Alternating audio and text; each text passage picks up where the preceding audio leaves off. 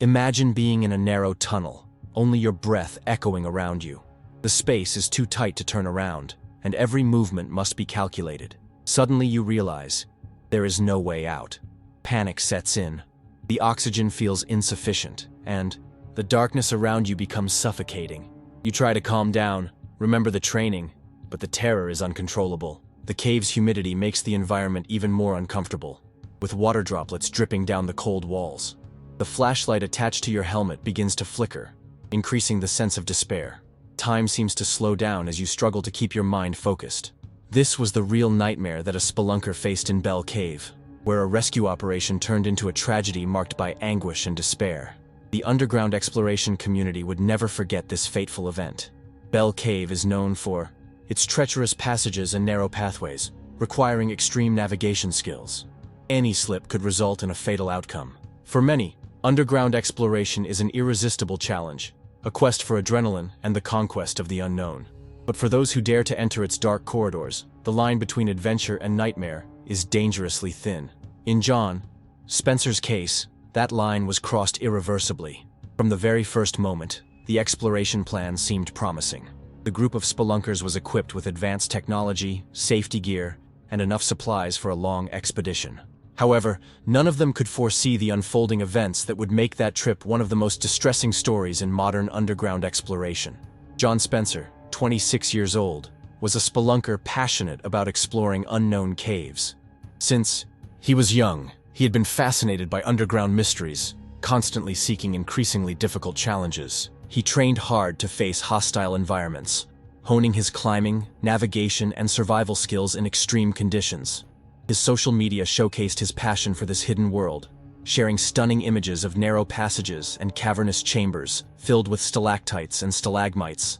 Caving was not just a hobby for John, it was his calling. He studied cave maps, read accounts of previous expeditions, and dedicated himself to understanding the geology of underground formations. His experience made him one of the most respected among his group of explorers, and he always sought challenges that tested his physical and psychological limits. Bell Cave represented his next great achievement. He and his group planned an expedition in Bell Cave, a system of underground tunnels known for their claustrophobic passages and treacherous paths. The goal was to map new routes and test their own physical and psychological limits. The environment was hostile: tight tunnels, intense humidity, flooded sections, and total darkness, broken only by the flashlights attached to their helmets. Every step was a test of courage and skill. However, John did not know that this would be his last exploration. After hours of exploring, John decided to enter an extremely narrow tunnel, believing it to be a shortcut to a new unexplored chamber. The space became tighter and tighter, requiring him to wriggle forward using only small pushes from his fingertips. His backpack became an obstacle, forcing him to remove it and push it ahead.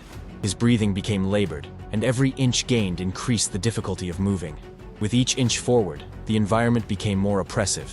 The rock around him seemed to close in, and the intense humidity made breathing even harder. He tried to ignore the growing fear and focus on the exit that, he hoped, would be just ahead. However, when trying one last push forward, he realized he could no longer move backward. Panic began to take over. The heat from his own body raised, the temperature of the confined space, and the air felt thin. The effort to remain calm grew increasingly difficult. Every attempt to move resulted in more friction against the rocky walls, scraping his skin and heightening his distress. His mind began racing with possible solutions, but the confined space left few options. He tried not to think of the numerous accounts of spelunkers who had become trapped in similar situations and did not survive. As John fought against his own despair, his friends began to notice his absence and retrace their steps in search of him. Upon locating his weak flashlight and hearing his muffled screams, they immediately realized the gravity of the situation. The group initiated the first efforts to free him, but the position he was in made the mission nearly impossible. The next hours would be crucial in determining his fate. John desperately tried to move, but each attempt only left him more trapped. His arms were extended in front of his body, preventing him from pushing himself back.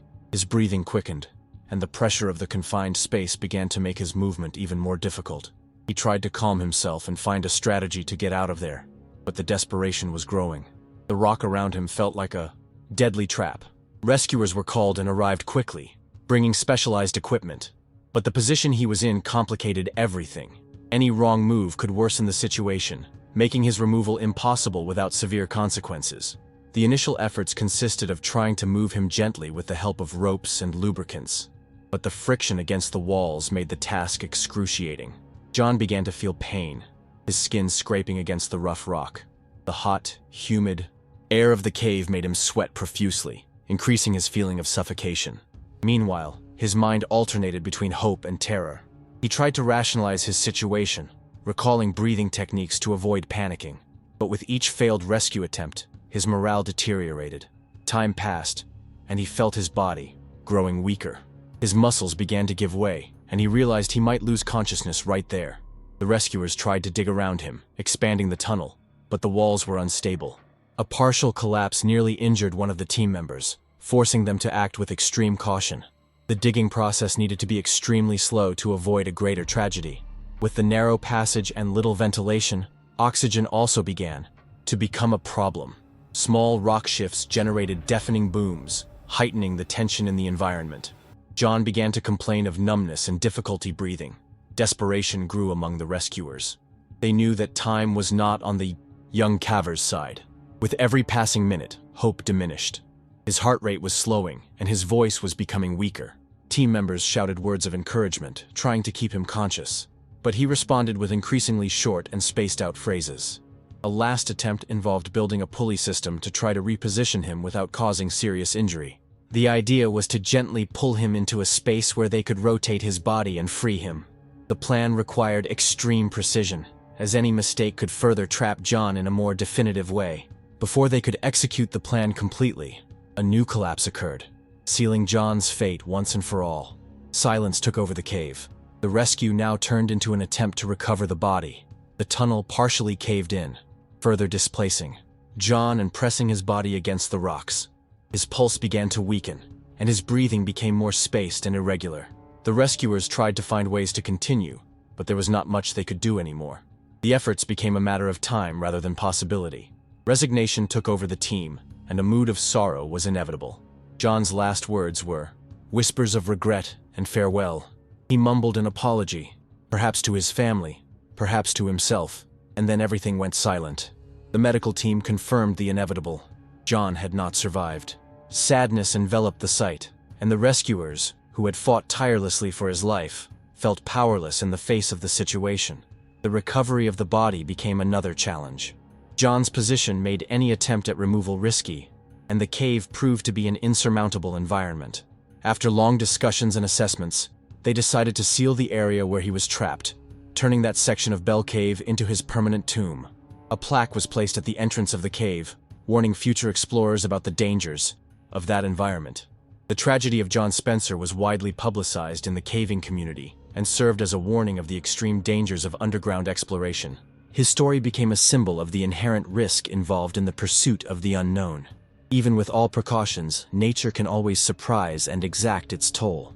The tragedy in Bell Cave is still remembered as one of the most harrowing events in modern caving, a cruel reminder that, in the darkness of caves, the slightest mistake can mean the end.